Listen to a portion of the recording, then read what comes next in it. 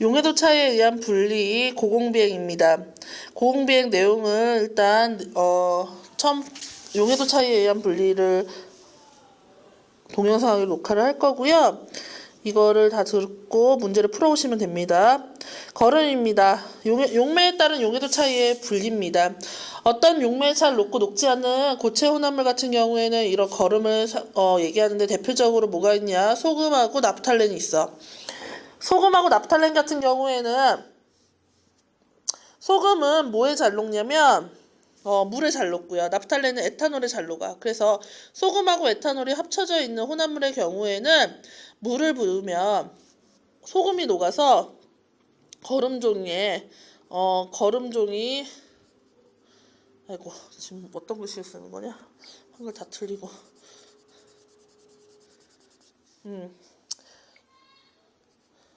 거름종이에 남는 건 나프탈렌이야. 그 다음에 빠져나온 용액은 소금 플러스 물입니다. 어떨 경우? 물이 용매일 경우. 만약에 에탄올일 경우에는 용매가 에탄올일 경우에는 뭐가 녹아? 나프탈렌이 녹아. 그래서 거름종이에는 소금이 남고요. 아이고 소금이야. 그 다음에 용액에는 뭐가 남아? 나프탈렌에 렌 플러스 에탄올이 남아.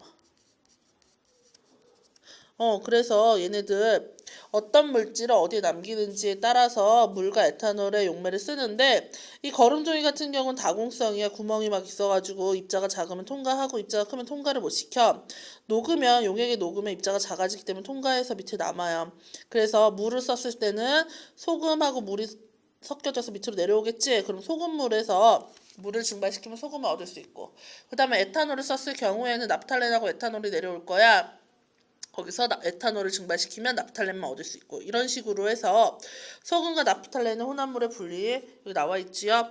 거름 장치입니다. 대표적으로 거름은 어떤 용매에 잘 녹는 고체와 녹지 않는 고체를 가지고 얘기하는 거야. 그 다음에 나오는 게 추출인데요. 추출은 용매에 따른 용해도 차이가 큰 물질과 용매에 따른 용해도 차이가 없는 물질을 가지고 얘기하는데 우리 녹차를 갖다가 물에 넣으면 어떻게 돼? 녹색 물이 빠져나오죠. 그게 왜 그러냐면 녹차 성분 중에 녹색을 가진 물질만 어떻게 되는 거야? 물에 녹아서 빠져나온 거야. 이해되죠? 그 다음에 콩 속의 지방을 헥세인으로 녹여서 분리하는 건데 이거 무슨 말이냐면 우리가 약사발에다가 콩을 넣고서 콩을 막 찧어. 그럼 거기에 막 지방도 묻어 나올 거야. 그러면 거기다 헥세인을 넣으면 이 헥세인은 콩 속에 단백질 말고 지방 성분만 녹입니다. 그래서 거름종이 한번 걸르면 거름종이 위에는 콩 속에 단백질만 남고요. 아래에 헥세인에 녹아있는 지방까지 이렇게 해서 밑으로 내려올 거야. 그래서 분리하는 거. 나물의 쓴맛을 물에 담가 놓으면 그 쓴맛이 물에 녹아서 줄어들고요. 감의 떫은 맛은 티닌이라는 성분인데 그 티닌은 소금물에 담가 놓으면 빠져나오기 때문에 떫은 맛이 없어집니다. 식초 같은 경우는 식초는 아세트산 플러스 물이야. 그래서 에테르를 여기다 부으면 아세트산이 에테르에 녹아. 에테르에. 그래서 에테르하고 물은 서로 안 섞이는 층이 생기는 물질이야. 그래서 얘만 에테르가 녹이고 나서 물과 에테르는 층이 생기잖아. 에테르는 가볍고 물은 무거워서 아래층, 얘는 위층에 생겨서 분별 깔때기로 분리하면 되는 거야. 그래서 추출이라는 건 특정 성분만 녹이는 용매를 사용해서 쓰는 거다라는 거 기억하셔야 돼요. 그 다음에 잠깐 이거 다 지우고 그 다음에 나오는 게 이제 분별 결정인데 우리가 분별 결정과 재결정의 차이를 알아야 돼. 잘 안 지워지네요. 그러면 이렇게 합시다. 여기 내용 다 올리고 보입니까? 올라갔죠? 그 다음에 새로운 종이를 꺼낼 거야. 잠깐. 우리 분별 결정하고 뭐를 얘기해야 되냐면 재결정을 얘기해야 돼. 분별 결정은 뭐고 재결정이 뭐냐? 일단 분별 결정이라는 건 고체 플러스 A하고 B가 있을 때 얘네 둘의 비율이 거의 55대 45 이런 식으로 거의 비율이 같을 때 분별 결정을 쓰는 거야. 이때는 용해도에 의한 여기 용해도 독서 보면 온도에 따른 용해도 차이가 큰 물질과 크지 않은 물질을 가지고 얘기하는데 질산칼륨 같은 경우는 용해도 차이가 크지요. 염화나트륨 용해도 차이가 적단 말이야. 이런 거 같은 거 분리하는 거야. 어떻게 분리하냐면 A하고 B가 이렇게 있어. 그러면 A는 용해도 차이가 큰 거고 B는 별로 안 큰 거야. 그래서 우리가 100도씨에 얘네들 다 100g씩 녹였어. 100g? 100g 말고 50g씩 하자. 지우고. 100도씨에서 얘네 둘 다 50g씩 녹였단 말이야. 얘를 0도씨로 냉각시킬 거야. 그러면 A는 0도씨에서 5g만 녹고 B는 51g이 녹을 수 있다고 해보자. 그러면 B는 나오는 거 있을까 없을까? 없어. 왜? 지금 50g 녹아있는데 0도씨에서 51g이 녹을 수 있어. 그러면 석출되는 게 없겠지. 지금 다 충분히 녹잖아. 근데 A 같은 경우는 50g 녹아있는데 0도씨에서 5g밖에 못 녹으니까 50 빼기 5해서 45g이 석출되겠지. 이렇게 분리하는 게 분별 결정이야. 그래서 하나는 온도에 따른 용해도 차이가 크고요. 하나는 온도에 따른 용해도 차이가 거의 없는 거. 그래서 붕산과 염화나트륨, 질산칼륨과 염화나트륨, 질산나트륨과 염화나트륨 나오는데 염화나트륨 자체가 온도에 따른 용해도 차이가 별로 안 나기 때문에 쓰는 거고요. 그 다음에 나오는 게 뭐냐면 재결정이야. 재결정 같은 경우에는 어떤 거냐면 잠깐만 파일을 또 갖고 와야 돼. 재결정 같은 경우에는 A하고 B의 물질이 어떻게 있는 거야? 여기 있지 재결정.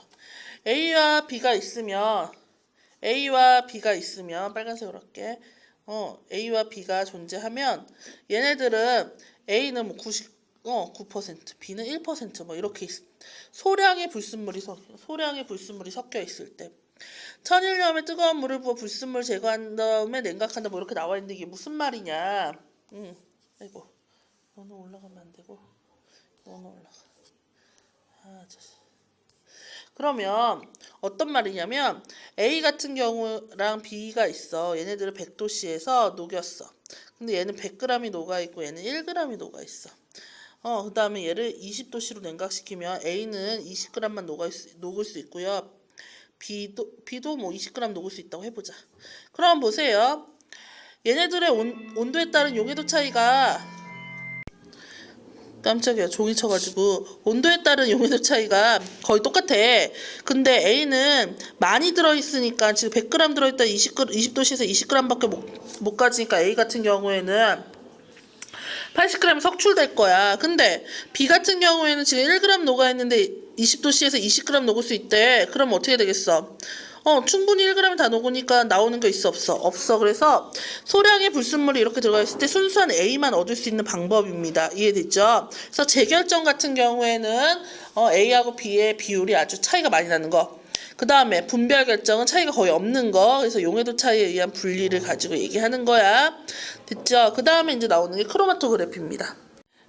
크로마토그래피 같은 경우에는 성분 용매에서 이동해 나가는 속도 차이, 그 용매를 얼마나 좋아하느냐에 따라서 이렇게 나누어지는 거 크로마토그래피야. 그래서 용매의 흡착 정도에 따라서 나타나는데 흡착이 잘 돼서 그 용매를 좋아한단 말이야. 그러면 빨리 올라가서 위에서 발견되고요. 그 용매를 잘 좋아하지 않으면 밑에서 발견되는 거 얘기하는데 크로마토그래피 하는 방법이 있어요. 여기 나와 있죠. 옆에 요거 얘기하는 거야. 우리가 여기다 스팟을 찍을 건데 이 스팟을 찍을 때는 작고 진하고 여러 번 찍습니다. 그래야지 진하게 찍히니까. 그 다음에 얘를 갖다가 용매에 집어넣을 텐데 이 용매 같은 경우에는 용매가 들어있는 용기에 용매가 이 정도 스팟이 잠기지 않도록. 그치? 그 다음에 이 뚜껑을 꼭 닫아둬야 돼. 왜? 이 용매가 날아가게 되면 실험이 안 되니까, 실험이 완결되기 전에 용매가 날아가면 안 되니까 뚜껑을 닫아서 용매가 날아가는 걸 방지합니다. 그래서 줄급시다. 색소점은 작고 여러 번 진하게 용매에 잠기지 않도록. 그 다음에 증발을 막는다. 이해됐죠? 그래서 그러면 크로마토그래피는 어떤 특징을 가지고 있냐? 첫 번째, 소량의 혼합물 분리 가능합니다. 오히려 크로마토그래피는 양이 많으면 안 돼요. 양이 적을 때. 두 번째, 성질이 비슷한 혼합물 분리할 수 있고요. 그 다음 복잡한 거. 복잡하고 성질이 비슷한 혼합물을 간단하고 빠르게 할 수 있는 게 크로마토그래피입니다. 성분 물질의 수와 종류를 알 수 있기 때문에 얘네들을 쓰는 건데 대부분은 색소 분리하는 것들이 대부분 뭐가 되는 거야? 크로마토그래피가 되는데 우리 도핑 테스트 우리 월드컵 브라질 월드컵이 코앞이니까 아마 도핑 테스트 얘기 나올 수도 있어요. 금지 약물 복용했는지 크로마토그래피로 알아보는 겁니다. 그래서 이런 것들 우리 금지 약물 종류가 되게 많을 거 아니야. 그런데도 불구하고 도핑 테스트를 크로마토그래피로 쓴다는 거 성질이 비슷한 혼합물을 복잡한 혼합물을 한 번에 그러니까 성질이 비슷하고 복잡한 혼합물을 한 번에 간단하게 짧은 시간 안에 우리가 분리할 수 있기 때문에 이런 방법을 쓴다라는 거야. 그래서 크로마토그래피 분석 밑에 보세요. 같은 종류의 색소 물질이라도 용매의 종류에 따라 결과가 다르니까 용매의 종류를 반드시 기재를 해줘야 되고요. 얘네 보니까 A하고 C하고 D 같은 경우에는 혼합물이 이렇게 하나씩 나왔지. 이게 점이. 그럼 얘네들은 순물질일 가능성이 크고요. A의 위치에 B도 있고요. C도 있고 D도 있죠. D 위치에. 그러면 B 같은 경우는 A, C, D의 물질이 다 가지고 있고요. 얘는 B 같은 경우는 최소한 3가지. 왜? 스팟이 하나인 줄 알았는데 자세히 보면 2개인데 하나로 보일 수도 있어요. 아니면 여러 가지 물질이 그 용매를 좋아하는 정도가 똑같기 때문에 뭉쳐 있을 수가 있어. 그래서 최소한 3가지 종류 이상이 섞여 있다라고 얘기할 수 있겠죠. 그러면 뒤에 문제, 기본 문제 풀어가지고 오시고요. 앞에 내용 밀도 차이에 의한 분리, 끓는 점 차이에 의한 분리, 그 다음에 용해도 차이에 의한 분리까지 해서 문제를 완성하시면 되겠습니다. 문제 푸는 거. 그러면 여기까지 2단원 내용은 완료하겠습니다. 수고하셨습니다.